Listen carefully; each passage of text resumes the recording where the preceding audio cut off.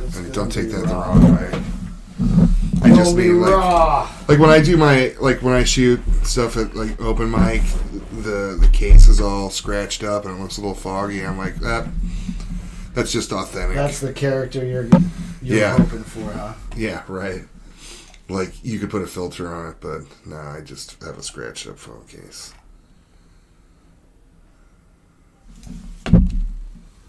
All right. Woo!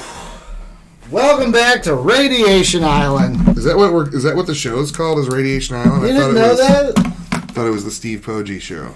No, it's Radiation Island. Oh. Because we can do whatever. You could go both ways. Whatever I want. You could, yeah. I mean, but you are Steve, so I wouldn't be wrong. STLshow.com for all the episodes, whatever format you want to listen in, if you want to watch. Lately, what I've been doing is not only do you have access to the YouTube channel, it'll say watch this episode. So you can, if you want to see something, you can click and just specifically watch that episode on YouTube instead of trying to find it. I just got back in town yesterday from California with my cats. Most intense travel experience ever, dude. So, okay, I didn't fully understand first why the cats had to go. So, could you... From my dad's house to here. Oh, so you were... Okay, for some reason I thought you were, like, taking the cats from here to California and then... No. So these cats lived in California. These cats, I got them when I was in California. When I moved, I couldn't take them. So your dad was caring for him? Yeah, well, Smokey was just so terrified that there was not going to be any way he could travel, and I didn't want to split him up. Yeah. Oscar, he was jumping around. He's Mr. Adventure. He could have came. But decided to keep them together, which, case in point, Smokey flew out Friday. He went air cargo. Ooh. And... So we dropped him off at 4:45 in the morning. Because he couldn't go through the process of the airport? He was too big for the cat carriers that I got. I forcefully put him in there, and I zipped it up, and he was like a loaf of bread squished in there. He's 26 pounds. I mean, he's massive. Uh-huh.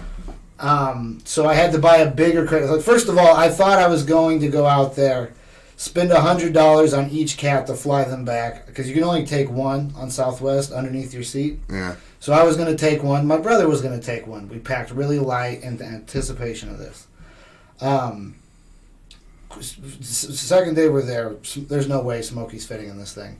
So I had to go buy another crate, which was $100. And to fly him air cargo was $340. And I didn't think it was 340 quid.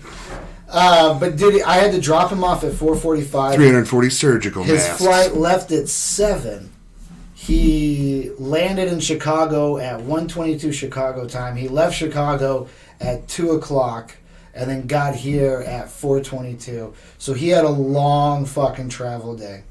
And then I was getting updates from my mom. I had to send 2 old people to go. Did you put like a sock full of like catnip juice in this? No, actually, in speaking with the vet, we put, I bought several towels from Goodwill, so he had the comfort.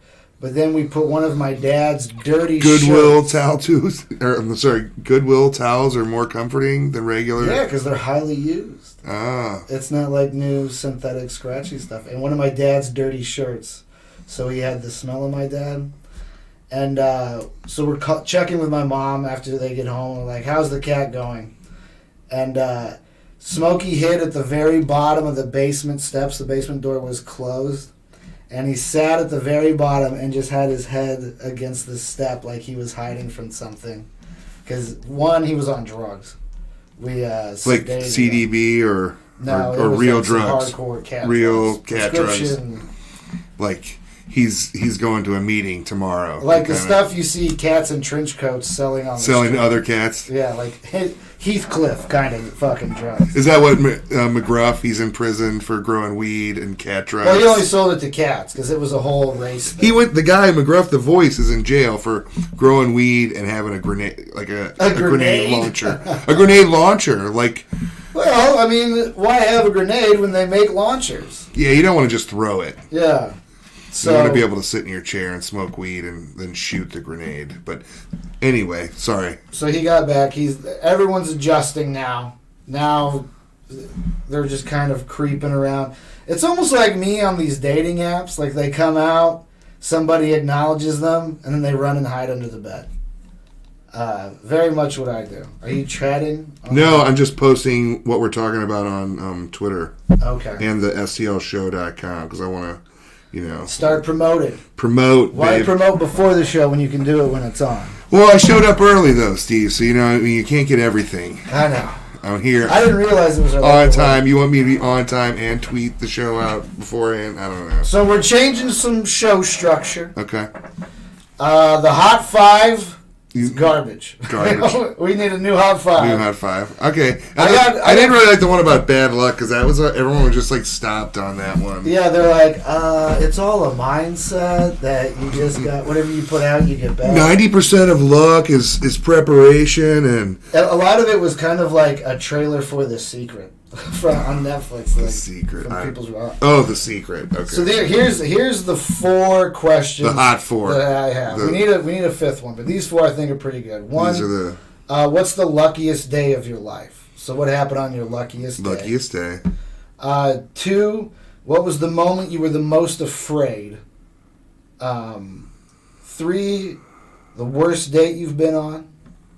4, biggest letdown from your parents. Biggest letdown from your parents. Okay. And then 5. We need a 5th. Let's run these through you since these are fresh questions. Right? I like. Well, let's just talk about the 5th one first for a second because I always like the conspiracy question but that's also like it kind of seems like it stops. People don't really know a lot about conspiracies. And a lot of this too it was created when we were in San Francisco, so. People were more willing to just talk about stuff that I feel like people out here are a little bit more closed off about. Like, no one's going to be like, I really think Avril Lavigne's dead and replaced with a doppelganger. Like, we would get that in San Francisco. Out here, people are like, I think rich people control everything. Like, it's always kind of the same thing. So They do. I wasn't impressed with that question. Okay. All right. What about the paranormal one? I feel like we should just bring that up in conversation. Anyway, yeah. Since I've had a number of paranormal experiences myself. So have I. Dude, and this is like You got a fresh one? A fresh one. I was Fresh paranormal! I was in the basement, and this is just the dumbest thing, okay? And I'm walking down there, and I'm just like, gotta put my laundry in the dryer. Okay. And I look down, like, my house is like a shotgun house, so like... The washer and dryer's on one end of the basement, and then all the way down at the other end is like, where the ghost lives in the dark. Okay. Just like every scary basement. So I'm down there, and I'm just like, yeah, everything's like, it's cool. There's nothing here. Right. I'm just doing laundry. And then my whole body starts shivering, and every hair, just like, it's like, when people say, like, I got goosebumps, and every hair raised up on my body. That happened. And I was like, it was something that I'm like, that's bullshit. That never happens. Your hair's, you don't get scared. I'm just sitting there and I'm like, oh my God. Just filled with fear. And I hit start on the dryer and I run out of there, and slam the door closed and I lock the door. Because that keeps them out of this. Transparent ghosts. They can't get past the lock. Well, somewhere in my head, I was like, locking. Here, I'm not discounting your experience. However, I'm sure there's plenty of room a lot of times I've heard that kind of thing explained away as different kind of electromagnetic fields and currents, and it happens a lot in older houses because of the types of materials used in building. It can conduct stuff. And it can create kind of almost like energy fields. Not to say that that's... I'm not even going to say like, okay, because every hair raised on my body. You might have just had side effects from the weed you smoked. That's not a side effect, and I don't smoke weed. That's a drug that is bad and has caused untold damage to our inner cities. Well, the smell when you walked in this house said differently. That's unless you're just working on your skunk wrestling. I do wrestle skunks. Well, what I'm wrestling a skunk right fucking now. What is your luckiest day of your life? The luckiest day of my life was when Steve Poggi moved to San Francisco. No. The luckiest day of my life? Man, there's so... You know what I mean? Like, it's like, is it a brush with death? Or Surviving. was it... getting something you I was just telling... Like, because there's a comic who has this joke about how trains... You know, it's like in the town where he grew up on, like... Trains snuck up and killed 4 kids, and he's like, train can't sneak up on you. It's so big, and his joke's really funny. Should I say his name, or this guy? Yeah, it sounds like it's a joke that I've heard years ago. Okay, well, I don't know. I like it. I like him, but when I was telling, relating that, on the road trip with my friend, just saying how one time when I was a kid, and another friend of ours, we were just standing on the railroad tracks. Because my one buddy, this is stupid. He was like, if you signal them on the railroad tracks, they'll throw water bottles off. Like some hobo thing, What the fuck is that? Yeah, it's the dumbest thing. When I thought about it now, I'm like, I can't believe I was like, we're thirsty. Hit with the water bottles! There's creeps coming. It's the hobo code. You have to throw, you can't let us die of thirst. So it was a thing. I mean, he lived right by the tracks, and he was just like, yeah, you just got to give him the water signal. And so we were standing there giving him the water signal, and obviously there's nobody on the goddamn train. I mean, the engine is long gone, and there's nobody there to throw water. You're like, I'm standing there, like, who's going to throw the water? There's just a bunch of cars from China, and cargo containers. But so we're standing there looking at it, looking like dumbasses, giving the water signal, not thinking that we're standing in the middle of the tracks. And all of a sudden, I hear the loudest train with like a train whistle, but it was louder, and like this ain't the regular train whistle. Yeah. And we look up and have enough time to dive over the other set of tracks and get out of the way of the train. Otherwise, it would have been 2 dead dumbasses in the middle of the tracks. And I think that happens a lot because if you drive a train, this is what I've heard, is they tell you when you start, you are going to kill somebody. Because there are people that commit suicide and are determined to jump in front of that train. People who are dumb and standing on the tracks and don't hear it. And various other forms. There was that famous, I don't know if famous, but they were filming a music video with a mattress on some train tracks, and a train came and killed like a production assistant. No, what that was they were filming this movie about Greg Allman, and they were on this train bridge, and they didn't have permission, and the filmmaker was like, we can do this. We'll have a guy down here and a guy down there, and then the radios didn't work or some shit. And it was it was a female camera worker that I believe. Camera assistant. Yeah. I remember reading about that. And it was, William Hurt was in that. I don't know what the name of it is, but that movie I think the never project got got finished. canceled. Yeah, it's done. It was never finished. And, pretty tragic and stupid. Yeah. That's why they have all those rules. And I was not of it, this was a long time ago, just after high school, and we were just dumbasses kicking around in the summertime. Well, I've seen footage of the Twilight Zone movie. That's another bad one. The helicopter came down and cut in half the actor. It just exploded them. It just exploded them, and it's terrible. And the fact the footage got out is even worse. But, so is that your luckiest day? Dude, I've got, there's plenty of times, like when I told the story of almost drowning, I think a couple shows ago. That was a really lucky day where I almost drowned. Dude, speaking of train accidents, some time ago, before cell phones, obviously, my mom's cousin was a truck driver of some sort, but not like a semi-truck, more of like a big bread truck or like a laundry kind of truck. Mm-hmm. And he was going along on his route. It was icy. He slid on the ice, and he ended up facing the train tracks. And they didn't even have arms that came down then. It was just a thing that would, like, sound. Train hit him and killed him, decapitated him. But the thing that was always told with the story is that somebody found his legs and took his wallet. ooh, that's like an Eddie Murphy that's joke. That's like the shittiest fucking thing ever. I mean, don't you like Eddie Murphy had a joke about a guy who got hit by a car. He was a big West Indian. He's like the whole thing. He's a West Indian guy, which is a Rastafarian, and he gets hit by a car, and his shoes fly off, or his feet are still his lips are still moving. Anyway. Oh, I didn't check. This is a terrible. Yeah, sorry. It says Andy Foss and Survivor. People are turning back. Has Andy survived again? He's not going to survive this bad Eddie Murphy joke analogy. So anyway, yeah, bad. Anyway, yeah. Well, what was the moment you were the most afraid? I'm trying to think of these of myself, and it's hard to pin. Okay, well, I have to get off another story. Most afraid would have to be one of the few. I've been backcountry camping in Wyoming a few times and have seen several bears. And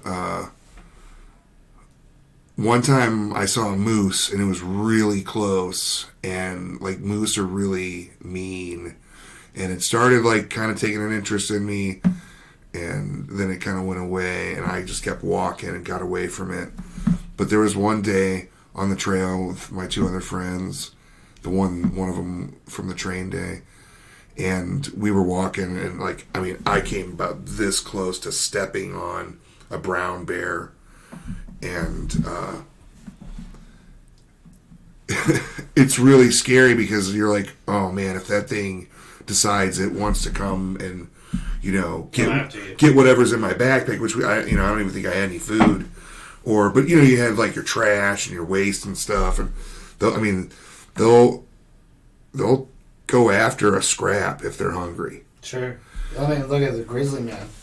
Yeah, the grizzly man's a lot different because that guy was in like deep bear country and looking for it. It was something to do with hibernation, like either bears were getting ready to hibernate or had just come out of hibernation. No, they were getting ready to hibernate, and there was an old injured, like it had bad teeth, and it was, like what the ranger had said, it didn't look like it had eaten enough to make the winter, so it was really hungry, and it came across two free meals.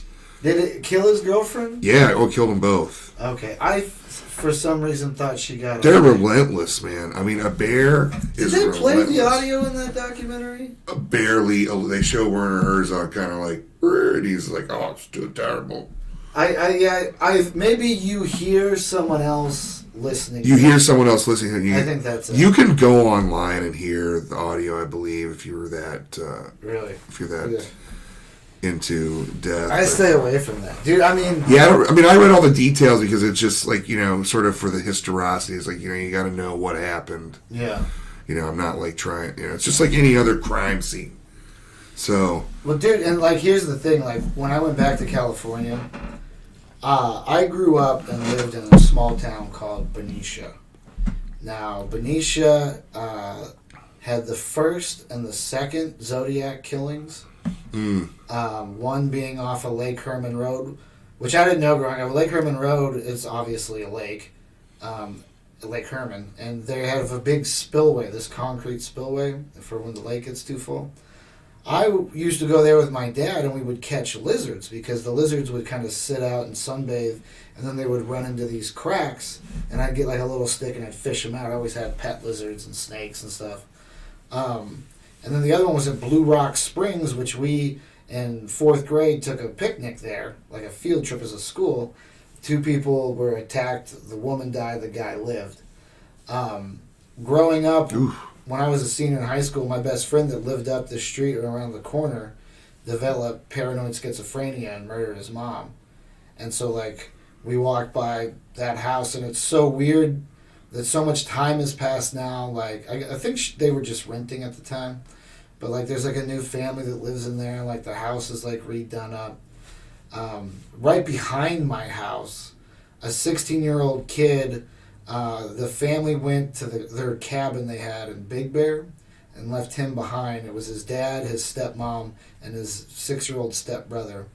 So he got in his truck, drove over to the cabin, shot all 3 of them, lit the cabin on fire, then drove back and then just went to school and like did his homework, like everything was fine. And I was reading a news story about it that apparently he was convinced that he would just take over his dad's business and just be like, I'm the new guy, my dad's dead, I'm in charge now, and like run the construction business. Like the Menendez brothers. Yeah, but then Dad's not gonna make it in today. Another girl that I went to high school with was strangled by her boyfriend and killed in this town. Another guy that I played football with robbed some woman that didn't have legs, like pushed her out of her chair and like took her money to go buy drugs. Took a car into San Francisco, got into a driving shootout with police, went to Treasure Island, which this podcast is named after. Is that a casino? No. It's basically a man-made island the Navy used to decontaminate ships when they would come back from nuclear warhead testing in the Pacific. So they would just kind of drain stuff off, and it would leak into the ground soil and contaminate it. Okay. But since California has a housing problem, they built some low-income housing there. And you have to sign a huge contract. One of them is you will not disturb the soil because you can kick up radioactive chemicals. Second of all is that you are aware that liquefaction could happen to where the earthquake happens right down. and you just the whole island basically turns to quicksand and anything heavy shoots to the bottom and then it re-solidifies. It's kind of like that.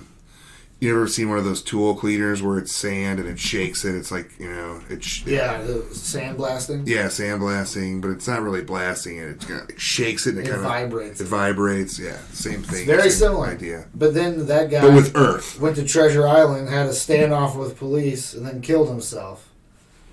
And numerous drug overdoses. My friend that lives down the street, his little brother was murdered. And it's like a small little town. But it's near sounds like the it's getting smaller. And dude, something goes on in the mind. Because St. Louis, St. Charles is a much bigger area, and not nearly as many crazy ass things have happened out here as this one tiny town. Like even in the greater St. Louis area, people will get shot, people will rob, shit like that, but nothing to the level of insanity that takes place out there. I think that is, population density, you have more people, so, the more people you have per square mile, the more, weird things are going to happen. I mean, out here, it's like your people are all spread out, so the one weird person doesn't, have chance to snowball. I mean, I went through a lot of anxiety medication when I was out there because it's like, you can feel it just in the level of intensity. Like, all right, we got to go here, but we can't just go here. Like, we got to try to find parking. We got to fight through traffic. This guy's not letting me over. I need to get over. Like, everything is just so intense. Everyone's open to their own opinion. A lot of people obviously love California and the weather and everything else. I could not wait to get back to St. Louis. Missouri's not the greatest place, but it's where I like to be and what I like going on. I like when it's hot. I like when it's cold. It's the place for me. I mean, if you lived here for a long enough time, it's comfortable. You got enough space and things are affordable. I spoke with a woman who moved here from California for all this. She said, this was this lady's word. She said there's a stank in Los Angeles that you can't get over now. And people are paying $700 a month to live in someone's tool shed in the backyard. Oh yeah, dude. And it's just crowded, and all that. She said that all those things that you think about as California, they're just all used up and walked on, and there's a million homeless people there crapping in front of you. And I'm not against California. I don't want to sound like it's some Midwest. You gotta stay away from California. That's where the devil lives. I every time I've been to California, really positive. I was at Disneyland during the Rodney King riots. You went there during that time. Because I was there for the Distributive Education Clubs of America. You wanted to riot. No, it was the national convention or tournament, whatever. Right. So you go there and you do this like contest, which I totally lost, but it was still fun. You get to go to. We were in Anaheim and we stayed right by Disneyland, and we got to go there like we had passes to go the whole weekend. So on the day that they gave they let the two cops go, Stacy Koontz and the other cop. I don't remember the cop's name. So the two cops, when they acquitted them of any wrongdoing and they didn't get any jail, that's when the riot started. And there was people, we drive by, we're going to Universal Studios, and they're like, there's the people at the courthouse, we're just total tourists, like, oh wow, that's what protesters look like, yeah. With your disposable cameras. Yeah, I did have a disposable camera. I knew you did, you scumbag. I had one for sure. And we went and did the Universal Tours tour, and it was fun. I mean, you get to see Jaws and a Cylon. Yeah, I've done it. So it was really cool, and then by the time we got back from there, it was all over the news, and everybody runs to their hotel room, and we were watching it, and we watched that guy, Reginald Denny, get beat up, and it was scary. So Rodney King, that was, it wasn't, I want to say found footage, that's not the right term, but it was like handy cam, or was it dash cam? No, it was a handy cam. There was a guy who was in a home nearby. And he saw it, the cops, and he took his beating him with the batons, kicking him, stomping him. And now because of that, there was the truck driver during the riots. The truck driver guy got pulled out of his truck and had a brick thrown at his head. A brick thrown at? I mean, they beat there. There was just people running up and punching him. It was just like an all-out. What was it that he was just a guy too?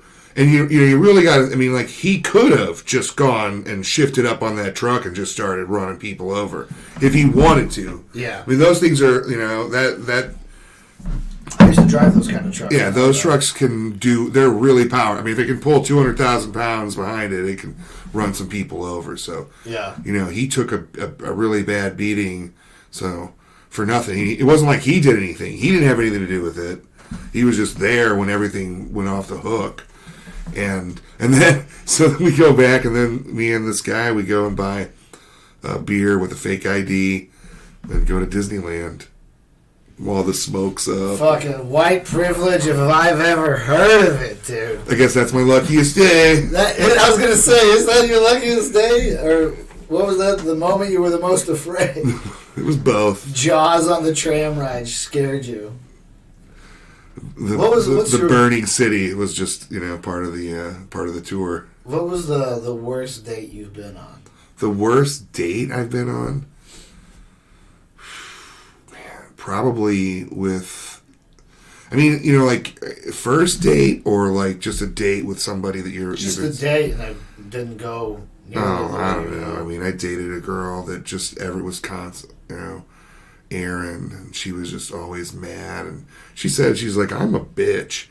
And I was like, oh no, you're not, because I was just stupid, and kind of desperate, I guess. I was like, oh no, and just, pretty much every date with her was the worst. I mean, like a worst, like you mean like something bad happened, like you a Rodney King riot, or I've never had anything like that happen. Like the most scumbag thing I've ever done on a date is Plenty of Fish was a relatively new site that people were on, and this is back like when MySpace was popular. Sure.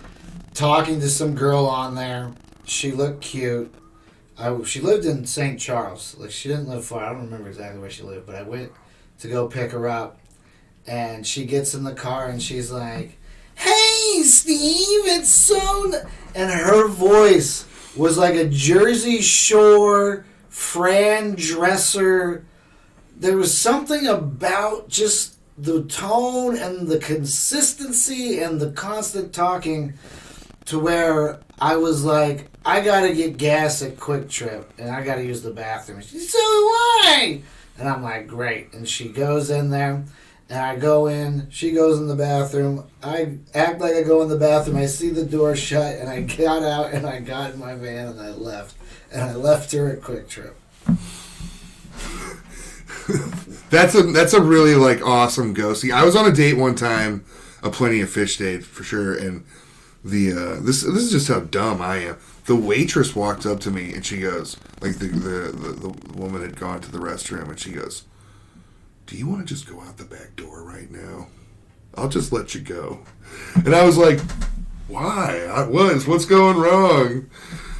And I don't, I mean, like, I wish I would have stayed and asked her, like, why, so I could know. I mean, that was probably the dumbest thing I've ever done, is not ask her why she asked me if I wanted to ghost on, I did ghost on this girl that, she looked like my sister, so I was like, I just can't. I didn't, like, in her... You didn't say anything to her? In her pictures, it didn't, Pictures always look different than they always look different, and I thought she was taller, but they were like the same height and had a mole right in this, and I was just like, I love my sister, but not like that. So would you just leave?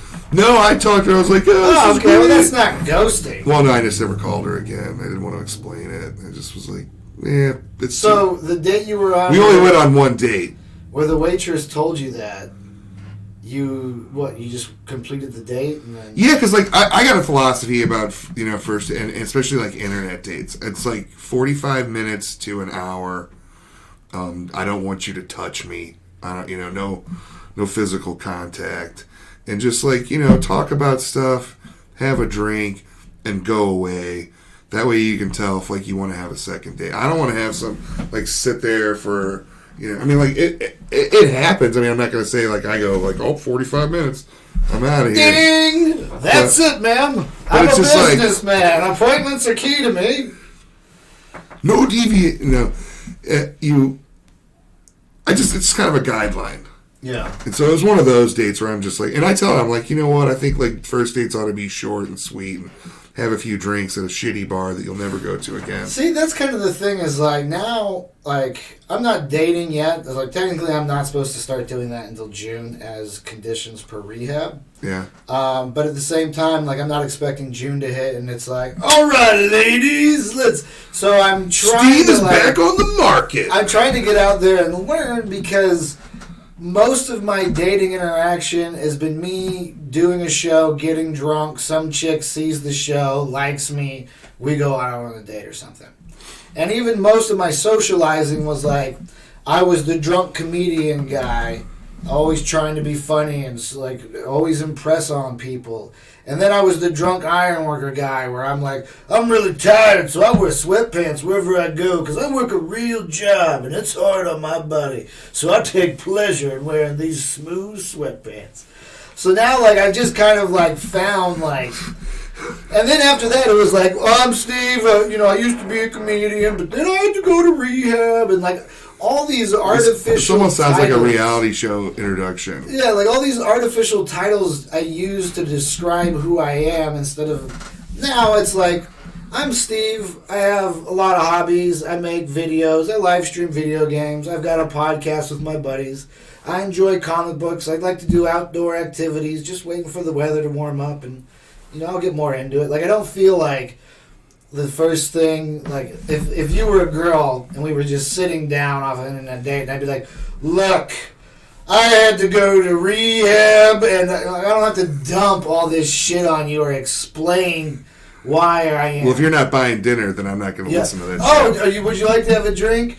Oh, I don't drink because it made me insane. One time, they found me unresponsive in a yard. Like, I don't have to go through... I just go, nah, man, it made me really crazy. I don't do that anymore. Like, it's not like a big thing now. So I even texted my buddy, who I'm real close with, he's the one that got me on the Ironworkers. I texted his girlfriend and was like, hey, if you're having any kind of social activity or event, feel free to invite me. Don't think like, oh, Steve doesn't drink. Like, I can fine being around not drinking. It's just talking to new people when... you're not drinking, it's almost like weird. You almost feel like you're selling somebody something.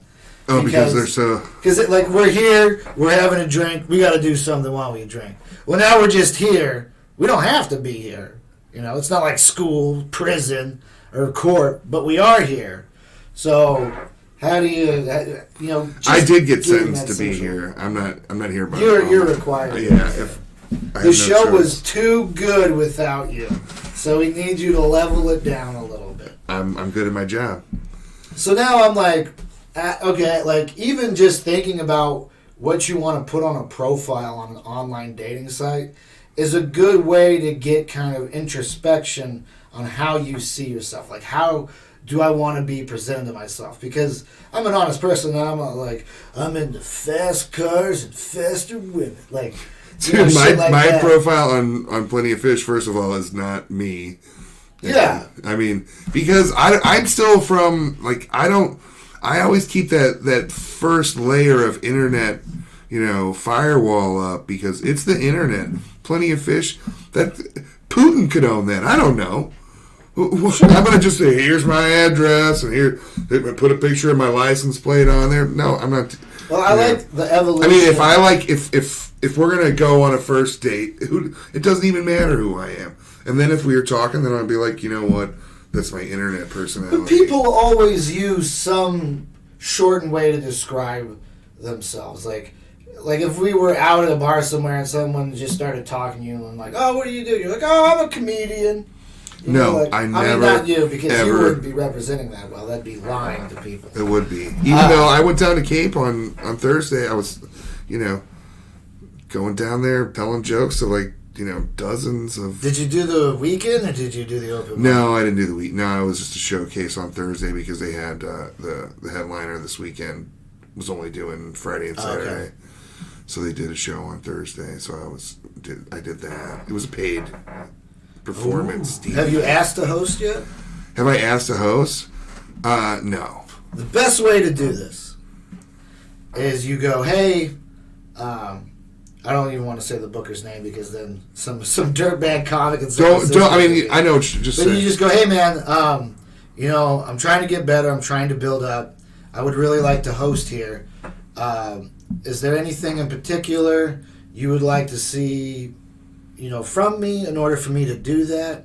Is a good way to get the dialogue started. You're stating what you want, but at the same time, you're not like, man, I'm ready to host up in this bitch. Why are you not paying attention to my glory? Well, I already hosted for him on one weekend when, because he didn't like the guy he had hosting, so I just took over for him. He asked. I went down to the open mic, and then he was like, hey, I want you to come and do a guest spot. And so I came and did the guest spot. Yeah. And then I hosted for him for the Saturday night show. Right. Or shows. There's two. And, so I've already hosted for him, and I know the guy. I've actually known him for a lot longer than I've been in comedy. Yeah. So I've already got that open. And that was exactly what I was going to say. Exactly what you just told me I was going to say. Hey. Yeah. Is there anything I can change, or what do you want me to do? Don't say change. Just say, is there anything you want to see from me? See from me. Okay. Yeah. That's a good... I'll... Because is there anything you want me to change? Well, I don't like the way your face looks. You don't want to open the door open up to that. And this is something you can use for anybody. Also, too, which I always hate doing. Should I wear pants when I do that? No, always wear shorts on stage. The one thing that I always hated to do is you gotta ask people for stuff. I know that's the thing that I'm worse at. You gotta stay on their radar, and I would always feel like, well, they're not noticing me or they're not saying nothing to me. No, they got 1,000 other things going and on. 1,000 other people going, hey, there's people out there that are asking all the time, and you can't be shy. Another more experienced comic told me the same thing. He's like, he said, I understand, I'm the same way. I don't want to ask for things, but he's like, you have to. Yeah. You have to ask, otherwise no one's going to know. And you can't blame somebody for not reading your mind. Yeah. So I'm aware of that, but I've just been working on developing material right now and trying not to focus on... Sure, but I think you always have to work on both. You have to work on those people skills. And that's where, I'm at that position, and I'm going to open up that conversation. And one thing I used to do is, after you've hosted there a couple of times, then you don't want to use the same kind of introductory thing. Like once you're kind of in, then you go, hey man, I'd like to host. If you have anything coming up, I just wanted to, make sure I'm on your radar. Because bookers get it too. There's a difference in harassing or booking. Well, but there's also when you start comedy, there's this desire to advance and to like get shows and to do all this stuff. But the reality is the only thing you should be focusing on in the first 5 to 7 years is developing. So you have a reason to be there. Because there's this desire to get there, and then you can get up there and not have developed enough, and you get in a situation on stage, and you look bad. And then, Greg Warren said it best. He said, you get things one of two ways. One, way before you're ready, or two, way after you're ready. Very rarely is it line up with right when you're ready to do something. But...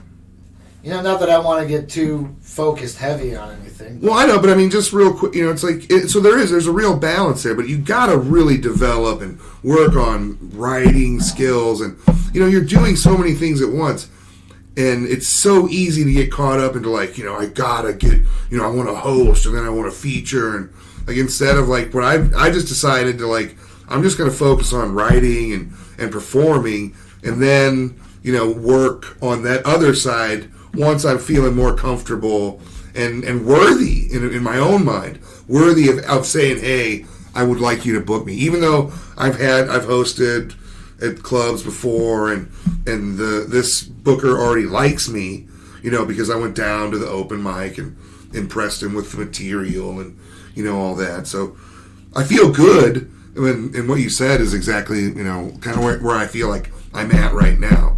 But I needed to take some time and just, like, work on writing and go out there and make people laugh, because that's what it's, to me, that's what I really want to do. Is I want to be that person on stage that is making people laugh, and it's not a gimmick or some trick I came up with. It's really me. Some trick you came up with. I'll give you $1 if you laugh at these jokes, people. After the show, see me and give you $1 if I see you. I already tried that. Actually, I do that every show. I pass dollars. I will do that. Yeah, man. I mean, I don't know. I am so much happier not being in comedy and not thinking about comedy, just because. I understand that this too. This platform and this type of thing is just a lot more my speed. You got control over it. You have access to it. You get to do it. Because, like, there's nothing worse than something that you really want to do, and it's like, well, here's another night on the bench. Yeah. Every time, that's one thing I like about doing a podcast is every Sunday, you've got it to go to and participate and have, like, this is fun. It's not just, we're not just really helping people with this. We're having a good time too. Yeah. Enjoy doing it. So, and I do enjoy comedy, but I think part of my anxiety before was I just didn't, I've always been a funny person, and I came up with some funny stuff, but I never developed the ability to work even the things that even the subjects that I wanted to mine, or the subjects. But everyone, because me and Sean were talking about this, everyone always has the classic kind of, I was always kind of a funny person. Like, no one's ever like, man, I was mean as shit, and I was terrible. So I got into comedy because I thought I'm going to be mean to a lot of people at once. Like, no one ever has that story. I've never been a mean person, so that's not part of my story, but I understand. No, it's just like past lives. Like, everybody always seems to think they were something interesting rather than you were just some douchebag who died. Well, you got run over by a donkey. There's a different level. I mean, not being mean, but there's different levels of, like, hazing. That we would do as comedians. Like, I know at Funny Bone, like, when I would host, if it was someone's first time and they had, like, all their friends and family there to see them. Yeah. One of the hazing but helpful things I would do is right before they came up, I would wiggle the end of the microphone cord loose. Because they'd come up and grab it like a fucking drill sergeant, and it would just pop right out, and they'd be like, oh my God. But they'd usually be able to make a joke about it and recover. But for that brief moment, seeing the look on their face, hilarious. So you got into comedy because you're a jerk. We used to. There's an elevator that's used to go up and down the parking garages, and we used to tell, like, new time comics, they'd be like, "Man, I'm trying to get famous." When they came in, and, like, if they were total douches, we'd be like, "Look, if your show goes well, someone from the Tonight Show will come and they'll tap you, and then what you do is you go out the front doors, you'll make a left, you'll go in that elevator, go down the elevator, and then they'll take you over to the hotel." And then that's where they sit down and they actually start talking deals and representation. And there was one or two people, times. I mean, you know what? Because I got a story then. I got to tell you. One or two times there was somebody who had a set that they thought was great. And you'd see him kind of standing out in front of the box office, like, waiting to get their elevator pass. The tap. Yeah. Well, there, and I don't, I'm hesitant to do this, but there was a guy who pretty much did the same thing on this last Tuesday. He was like, it was his first time ever, and he comes up, dude, I like to talk to people, and I'm a nice, I definitely didn't try to play a trick on him, but he comes up and he starts asking about, can you make a living doing this, and I'm going to do every open mic this week, and will I be able to get work? And I was like, no, man, it's really hard to do comedy, and you got to do all these things, and if you really want to do it, you got to go to the coast. And he was like, I don't even have any jokes. I'm just really good at making things funny, and I just tell stories. And I said, it really helps if you have a plan of what you're going to say. And so he goes out, and he walks up on stage, and he says, I didn't plan anything. And then he gets off stage. And that was it, man. I was like, where do people get that idea in their head that they're going to show up and like, okay, yep, they're going to, I wish I could have, I wish you would have told me that story. I wish you would have told me that story before, because at least I would have been able to understand that happens a lot. Well, here's the problem. And the problem is that funny people, for one, don't realize that they're funny because they're in a conversation. So as they say something funny and everyone laughs, somebody else starts talking, and then they think of something else that's funny, or says something funny off of what that person just said. But in their mind, they don't realize that. They just see it as one continuous timeline. They don't see the start and stoppage of their actual dialogue and their process and time to think. So, but also the people in the conversation are also invested in what you have to say, and they have a feeling, and they know who you are. They like you. So if you go up there and you're like, bleeding grandma twat babies, they're like, oh, that's right, he says crazy shit. But if you just said that to somebody standing in line at the ATM, they'd fucking mace you. They'd haul you out the back, throw you in a dumpster, and set you on fire. They wouldn't be like, that's hilarious. And as you get in those occupations, especially like me with the ironworkers, they want to know the dirtiest, filthiest, like some guys like, hey, what's 10 inches long, rock hard, and filled with cum? The sock under my bed. It's like, they always want to do that, so that at the job site, I always fucking pound some hard. Buy some new socks. They go, oh, you're a comedian, huh? Let me hear a joke. What's an activity 9 out of 10 people enjoy? Gang rape. Boom. And they're like, holy shit! Like, they're fucking blown away. Not my joke. Not made up. But then again, never get harassed about any of the joke shit again. And they laugh every time.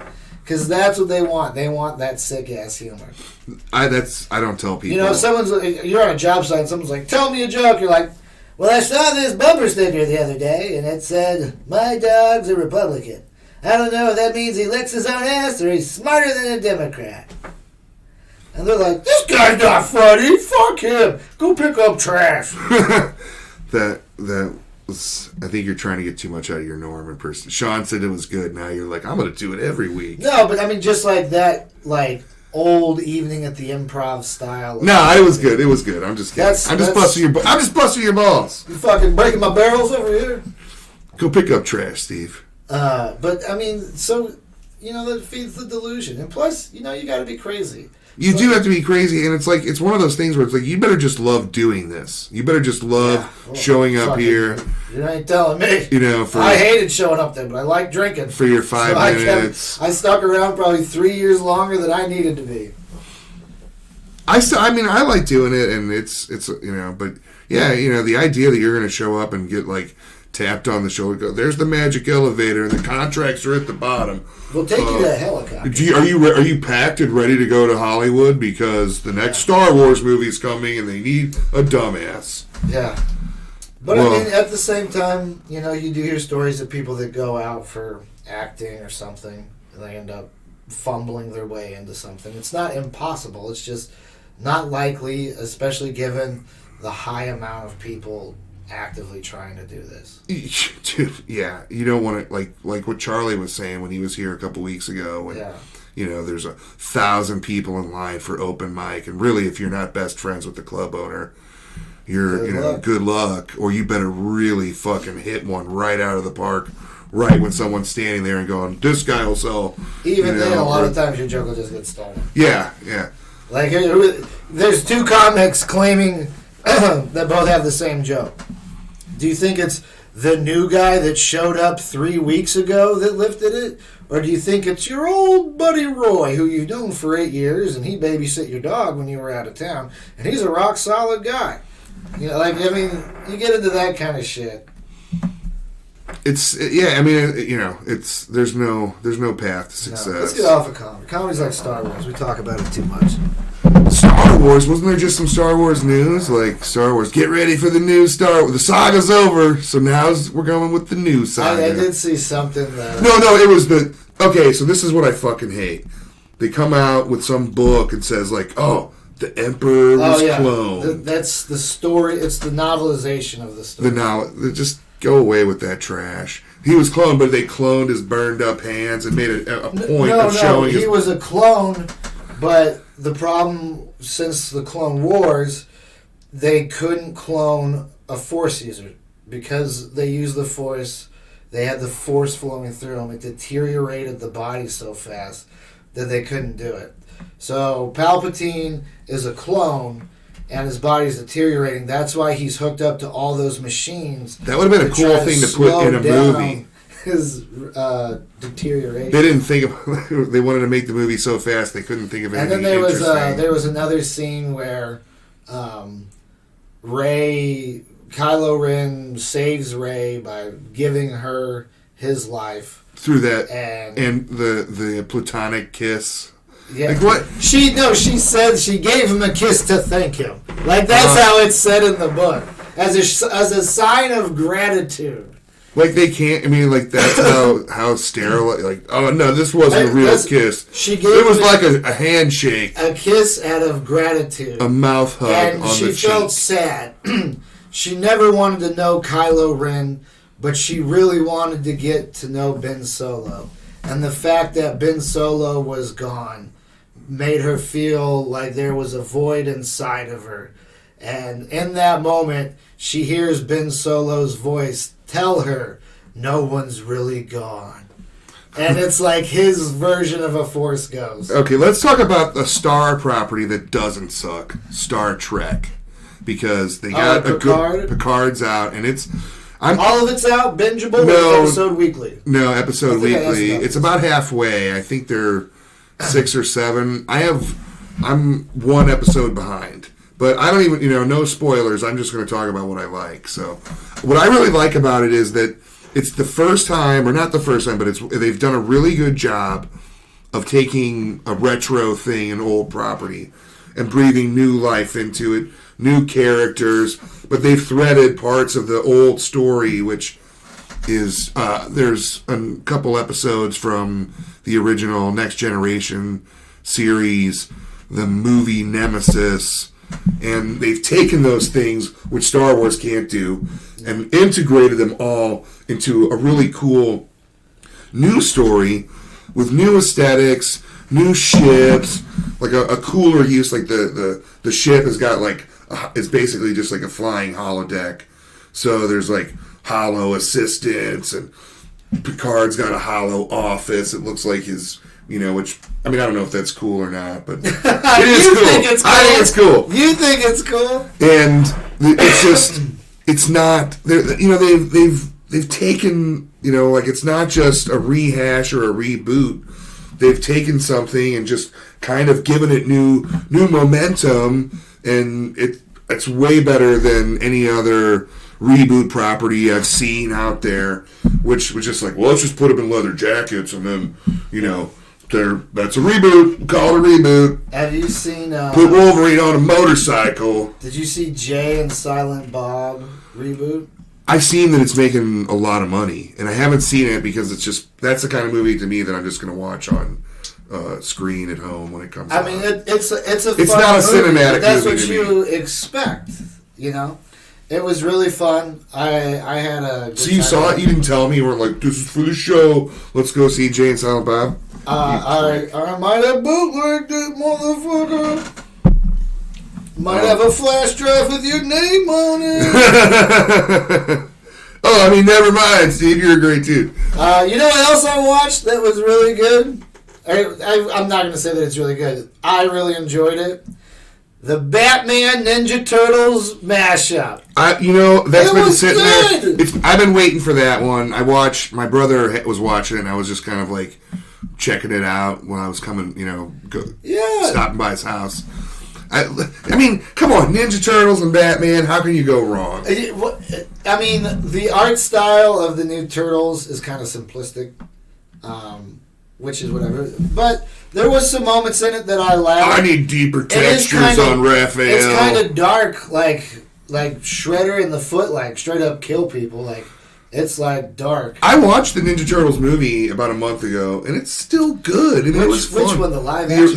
The first one. Oh, the very first one. The second one isn't bad either. I mean, it's like corny as hell, but it's still like it's Ninja Turtles and Vanilla Ice shows up. I spent a fuck. It doesn't make any sense that like at the end when Shredder mutates from the goo, that his armor also like mutates into super armor. Because like. Oh, I'll tell you. But you know what? You're like, hold on, suspension of disbelief. So, for one, I spent a fucking insane amount of money on my dad's health and trip and getting him situated. Yeah, I meant to ask you about that, but I spent like $3,500. Like it was fucking super. And not only was it expensive, I wasn't planning on these expenses, so it kind of crippled me. But up until this point.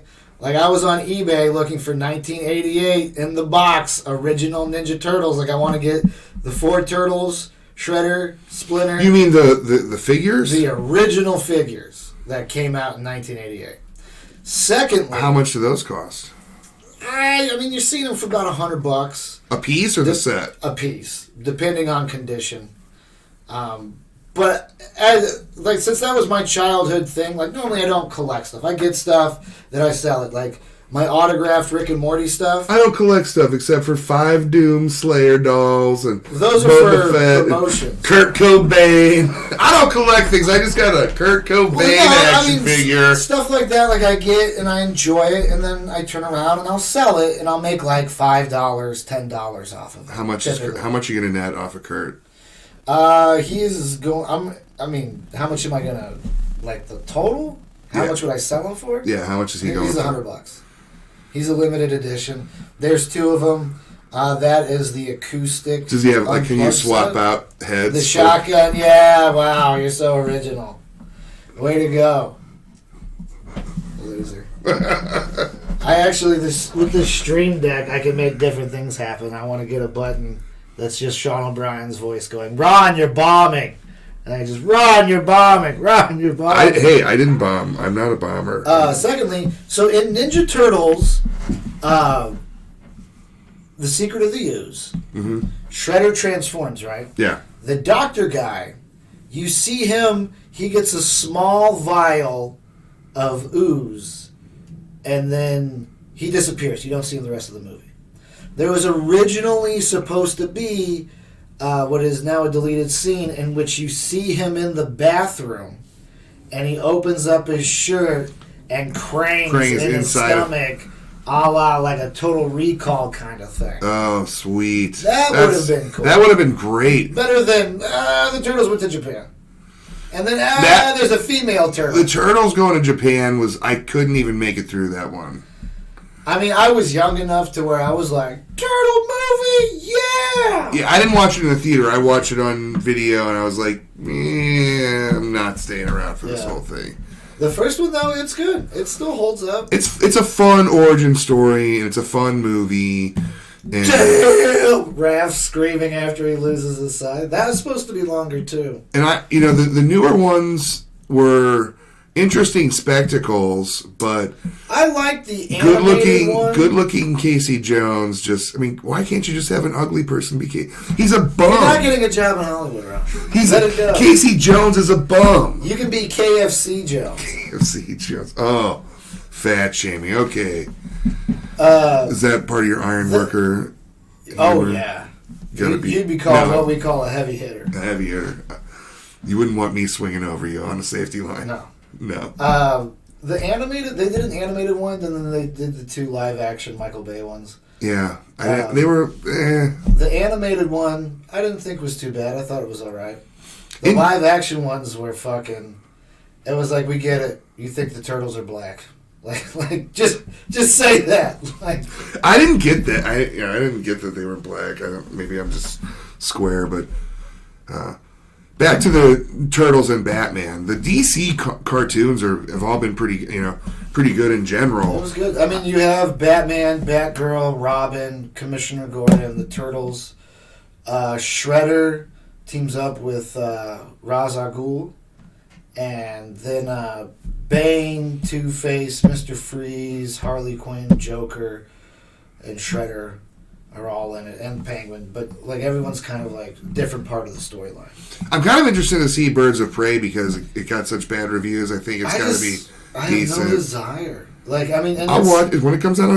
See, that's the thing is people. I have no desire to see it. Oh, what, you don't think the girls could? No, Margaret Robbie is gorgeous. I would love to see her in a movie, but I never had any attachment to any of the characters in it. Harley Quinn is a great sidekick. I don't need to see a whole Harley Quinn movie. The reason why, this is the way I judge a lot of movies, is if it's a kind of an interesting concept and people don't really like it, I figure maybe it was just over their heads, so there's a chance it's a good movie. My brother saw it, he said it was good but not great. That's the same thing with there's a Charlie Angels movie. See, I never give a fuck about Charlie's Angels in any. Well, that's the problem. Is that Charlie's Angels is something from that I would watch, like the old TV. If you had a Little House on the Prairie movie, I'd watch that. Nobody else would. There would be people that from my age group that were like, "Oh wow, what's Laura up to?" Yeah, but I went back and watched Deadwood. And it was terrible. Dude, Deadwood is bad. My buddy, John Casbar, who I played video games with online, that was his favorite show and everything else. And I was like, all right. And then we watched the first season, and I'm like, okay, here we go. We're getting into the second season. All right. How much... Are we just going to watch this guy beat up whores and there's no... There was, happen. Yeah, it was just a lot of Calamity Jane crying about not taking a bath. And she talks like a fucking idiot.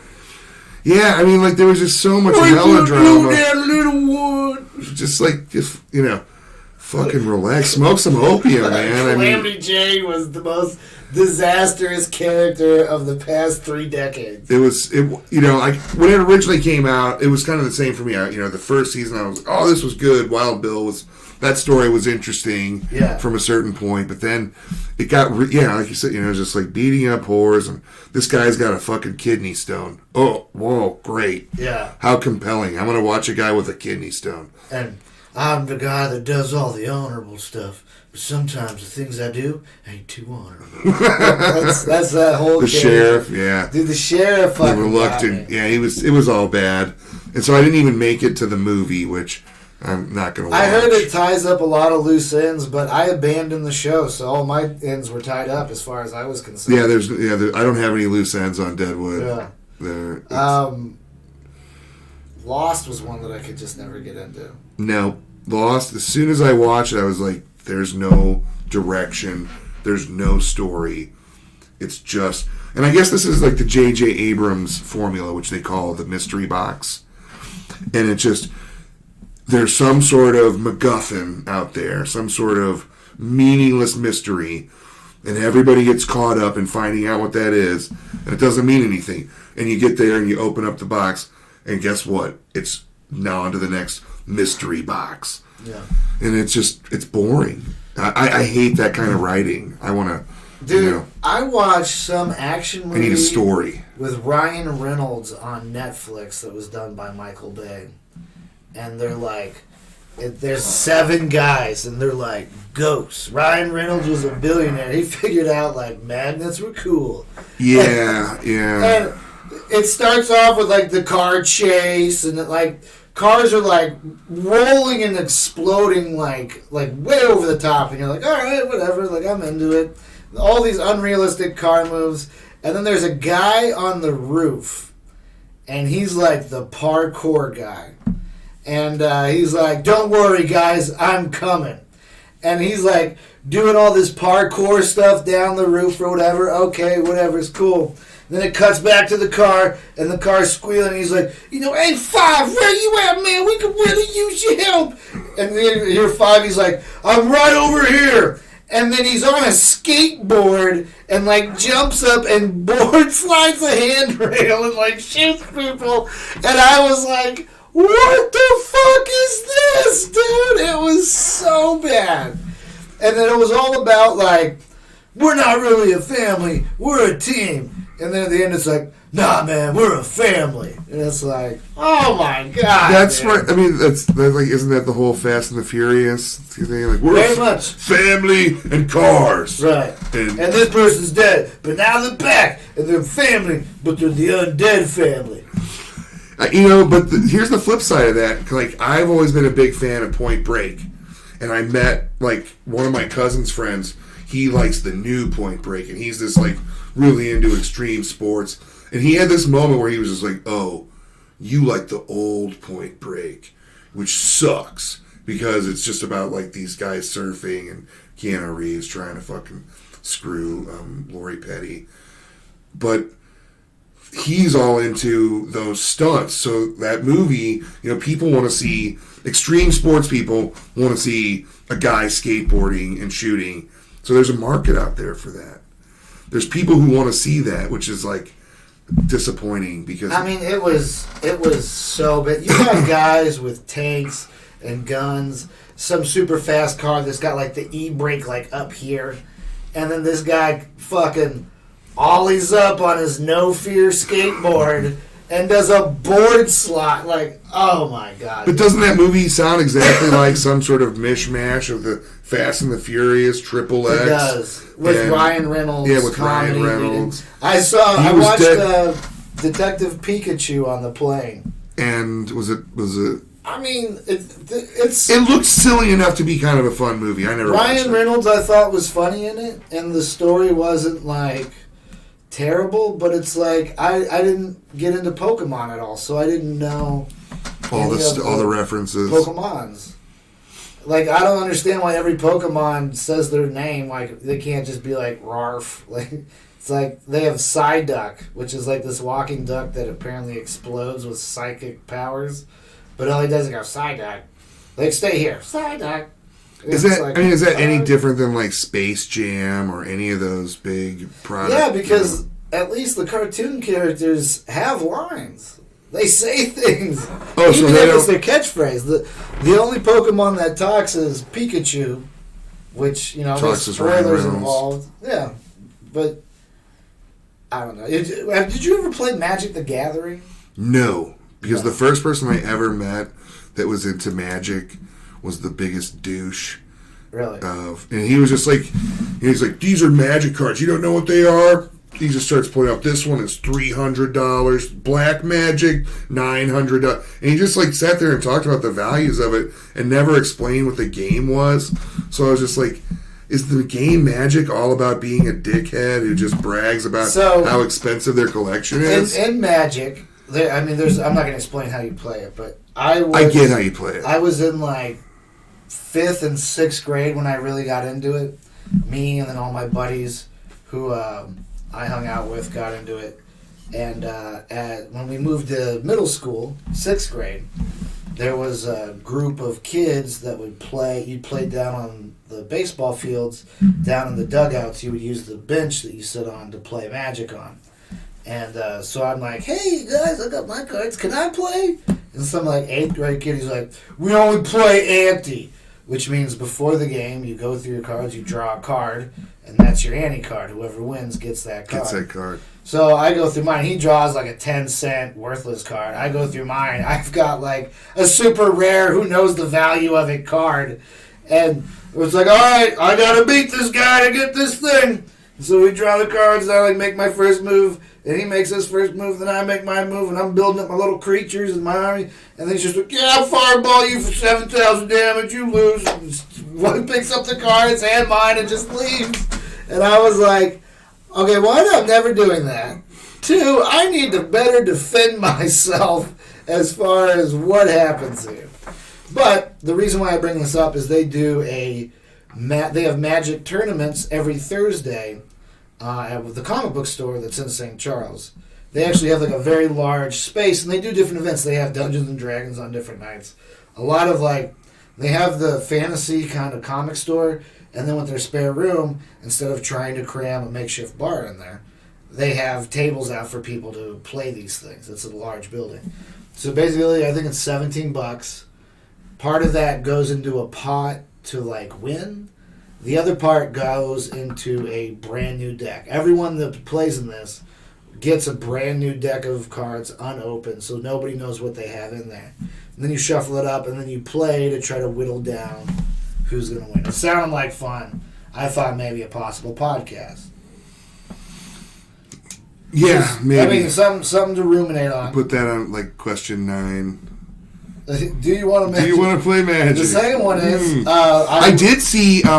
Now tell me if this is not true, but I was watching somebody on Twitch play some Half-Life Road to Alex, which I thought was the VR game that Valve was coming out with based on Half-Life. It could be. There is, as far as Half-Life goes, the official story, Half-Life Episode 2, because they made Half-Life 1, and then there was some different things. There was Blue I was Ship. watching a guy on Twitch. It might be a mod. Okay, that's number one. But they made a game for Half-Life that is supposed to be the Man in Black that you see throughout the game that you don't really get a story on. That supposedly explains his existence. And then there is a VR Half-Life thing. But Valve kind of sucks. They never made a Half-Life 3. They never made a Left 4 Dead 3. They never made a Portal 3. I don't know. Yeah, I mean, I wasn't sure because I was I had it on mute and I was just kind of watching out of the side of my eyes. But it was like the level that he was playing was that it was Black Mesa. Mm-hmm. So it was that first level with the big tentacles. Yeah. And it was pretty much the same mission, but it wasn't the original Half-Life. It might have been a mod or a different game that they modded to that. There's a lot of that. So the other thing I wanted to talk to you about is, this is an idea that's far off. So when we originally did this podcast in San Francisco, mm-hmm. I just had my little audio recorder, and we would sit out around in front of shows and smoke and drink and whatever. And then we talk, for could be an hour, could be 30 minutes, but we strung it along by having this character on the podcast called Lord Akron. And he's kind of like the arch villain of the show. His storyline is basically that he's an artificial intelligence that wants to enslave mankind so the machines can have a utopia. And he's starting this by doing a podcast. And normally he hosts the show. But since we do it in this new format now where everything is, one episode, start to finish, there's no breaks, I'm trying to figure out how I can incorporate a man in it, what kind of role I want him to play in it. I'm thinking he might be the person that asks the questions. We have... Because I'm getting it to where we can have headphones and we'll have a monitor here. So legitimately, we could have a prepared video of it. Remind me to show you the promo thing that I made. He's going to replace you as the co-host. He's pre-programmed. He's always funny. You got to go. Well, I can't blame you for that. So, if you want to think of different ways this arch-villain type character can interact with the podcast or to make jokes. Secondly... So he sounds nicer than you already, Steve. So well, I want to have Brandemeyer on the podcast at some point. He's really he doesn't wrestle people because I don't know what you were trying to No, you and Brandemeyer. He does not wrestle. He doesn't wrestle people. I think he'll wrestle you. I don't think he. No, I won't wrestle. I mean, he's watched enough wrestling. He's gonna do a low blow. He's going to hit you with a chair. Maybe we'll just have him hit you with a chair. Have you ever seen his joke book? Yes, it's very it's unique. Now, I don't know if but one time I saw it, and it was just serial numbers. It was full of serial numbers, and he would look at the serial number and go, oh, that's this joke. And I was like, you're insane. Dude, he's got... I do love Pat, though. He's a really great guy. He's got a very unique mind. But he hasn't come around a lot lately. I think he's got a new job. He's got a passion for the wrestling, whether it's indie or professional. So I wanted to go out to one of these wrestling events. I've never been to one. And then... they have one right down by my house, down at the Broadway Athletic Club. It's once a month, I think. Well, I wanted to get... Because we're booked out guests. I don't know if you... It's an indie one. It's on a Wednesday night. It's on Wednesdays or something. Well, I want to see... I want to ask him specifically, hey, Patrick, this is what we want to do. What indie show do you think we should go to for our first one? And then see what he kind of says. He also has an interest in Transformers and old arcade games, so I want to get him on to talk about Transformers. Is good. Didn't they just have a new Netflix an anime Transformers come out? I'm not sure. I think they're either it's coming, it's out or it's on its way. A new Gen 1. So next week we've got Shane Presley. After that we have Joe Linnig. Joe got in a fight. Did you see that? Were you there for it? No, I just saw it on Facebook. And then at Cape, Dan, I'm forgetting his last name right now. If it's not McKenzie, I don't know. No, you know him. Dan, he's a comic. You know him. Anyway, he was there. He said that it was just some guy that punched him in the face. They got in an argument. The guy just sucker punched him. Was Joe working? No, it wasn't. It was at a bar up here in St. Charles. Really? Yeah. It was he said it was by his house. I have no idea. What was Joe doing up here? He said it was a bar by where does Joe live? I thought he lived in North County. Well, then it was in North County. Dan O'Sullivan? Dan O'Sullivan. Yeah. It's not. You don't call him Dan. He's Dan-O. Dude, I barely know the guy. I'm not a guy that knows everybody's... Jesus Christ. That guy did comedy before comedy was a real thing. You want to talk about history. They would go to... It's a long story. We'll get to Dano eventually. He'd be a good guy to have on. Yeah, Dano would definitely is on my list of people to reach out to. So... Tree Sanchez I wanted on. Here's the thing. A lot of these people are comics. Dude, I told you about what happened with Tree's show, right? With the lady complaining about me saying short bus. Yeah, we did a whole podcast episode on it. I know, we did. That's just what made me think about it. She would be interesting to have on. She's got a show next week, the same show, and I'm wondering if I should go or not. I mean, it never hurts to go up there and get a read on it, or just sit there and support the room. Yeah, I mean, it's in my neighborhood. I like Tree, and I like all the people. Well, just because it's in your neighborhood doesn't mean you can do anything. You've been trying to buy my comic books for 2 months now. Never make it. And you're like, dude, it's like three blocks from my house, man. I'm there all the time, dude. I go there all the time. I haven't been there since we talked about Ron, it. can you get... Oh, I'm at the zoo looking at penguins. Me and a cat took a 15-hour road trip. You have the shittiest excuse. Why don't you just say the truth? I'm behind on my rent, and I don't have any disposable income. I own my house. And you're still behind on your rent. You pay that ghost. The ghost should be paying me rent. I can't have Oreos at my house because I got a mouse. I've got another guy, Dan Kahn, who's an MMA fighter. I don't want to say UFC. He's an MMA fighter. It might do something similar where we go to like an MMA event. This is all for like April, kind of May. Andy Hamilton is going to be on. I booked him. I did talk to him. He said he was... I don't remember what week I booked him on. I got to go back and look at my messages. I think he said it was in this month, though. It might be the very last week. Yeah. Chris, who runs Toy Man, which is a big toy show convention at the Machinist Hall off the Rock Road. He also has a car. Did you see they just canceled some big sci-fi convention because of the coronavirus? Dude, this coronavirus is fun. Well, here's the thing. When we were coming back to St. Louis, we had an early morning flight, and there was like a Bosnian couple. Just coughing. No, and there was a guy and then a woman who had a face mask on. Now, granted, it's like 4:30 in the morning, but she didn't look well. They had to help her up, and she looked like she was a relatively young woman. And they were the first ones on the plane. Now, out of 175 seats, there was only 55 passengers. So me and my brother, I marched us all the way as far away from these people as we could. Just because I'm not going to take a risk like that. If someone seems sick, I'm out.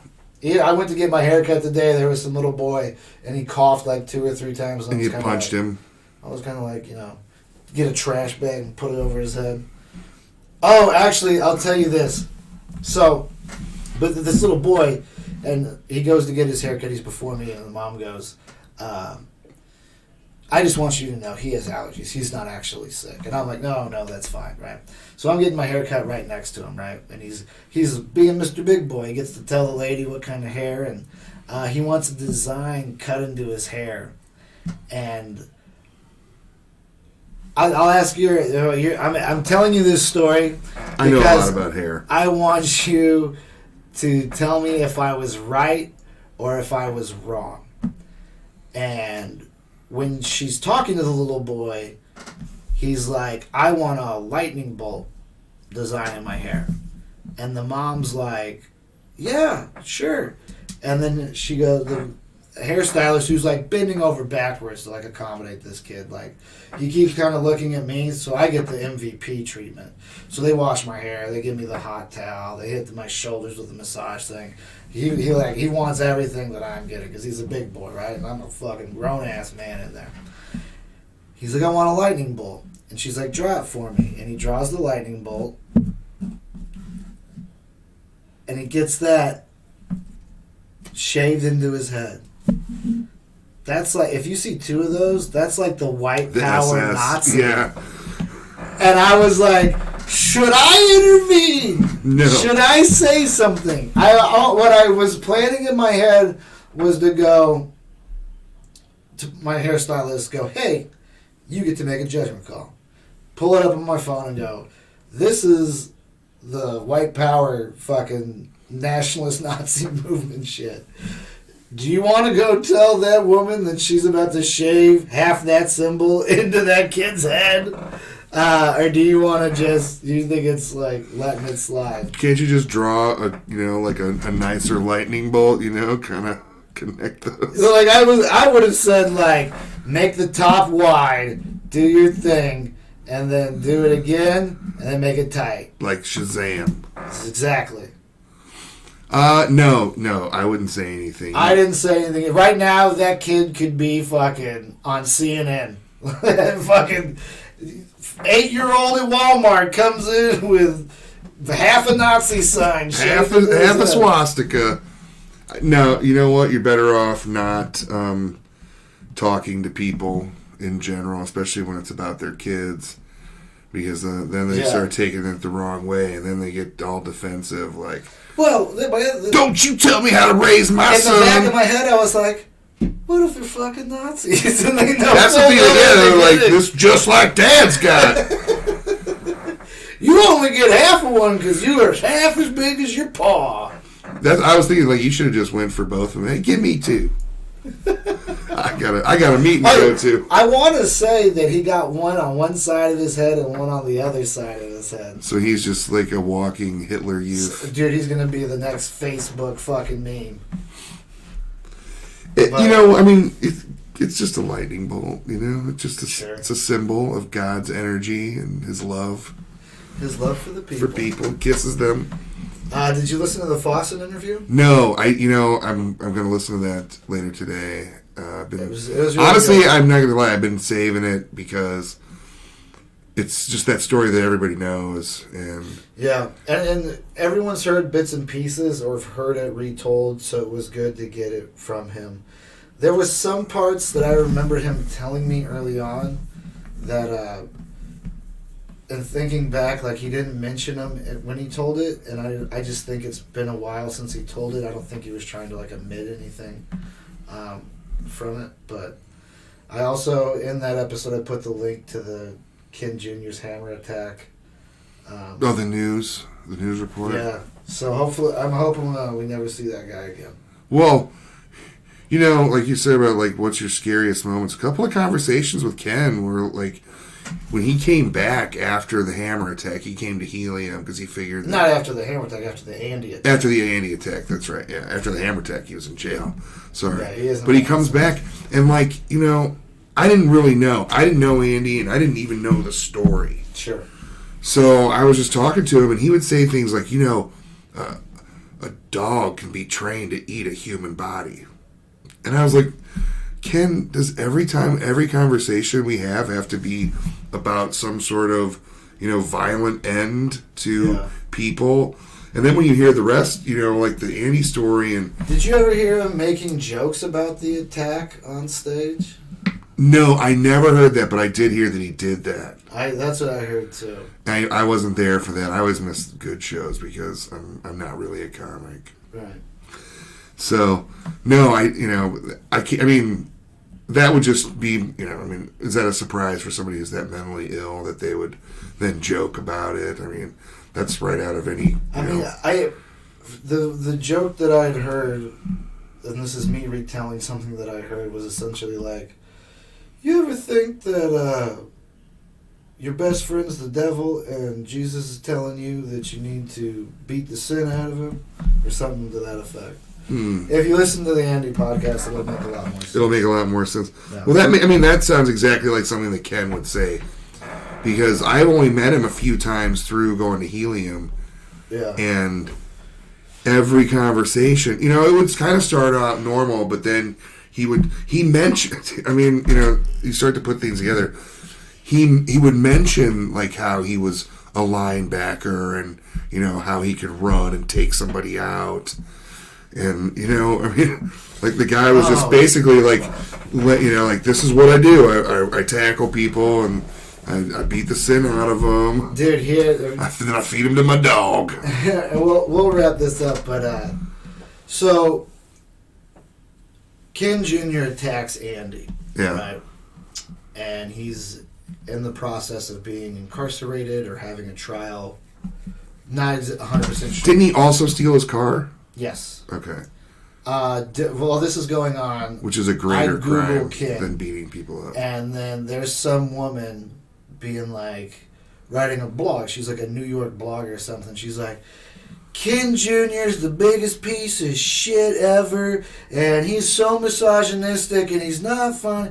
There's like a classic, like, angry Karen blog about Ken. And I send her an email, and I go, hey, you might want to think about taking this down because Ken Jr.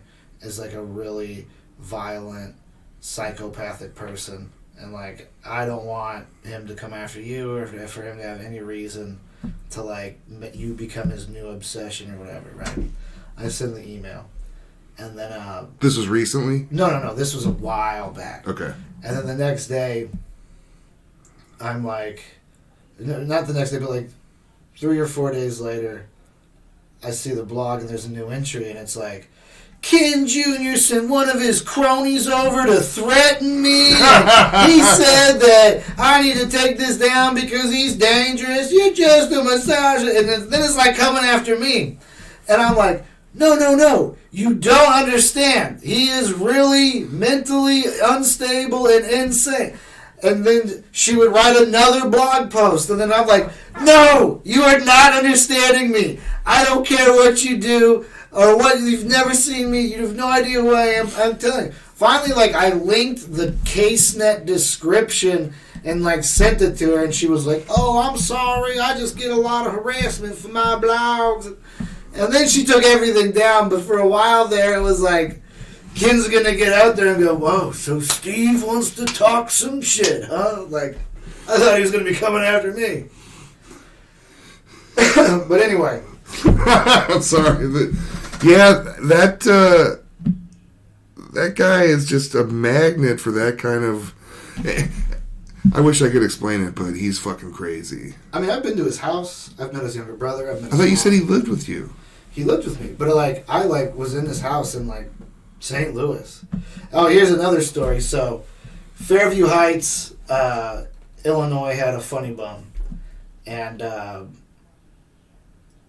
out there, it was me, my buddy Greg.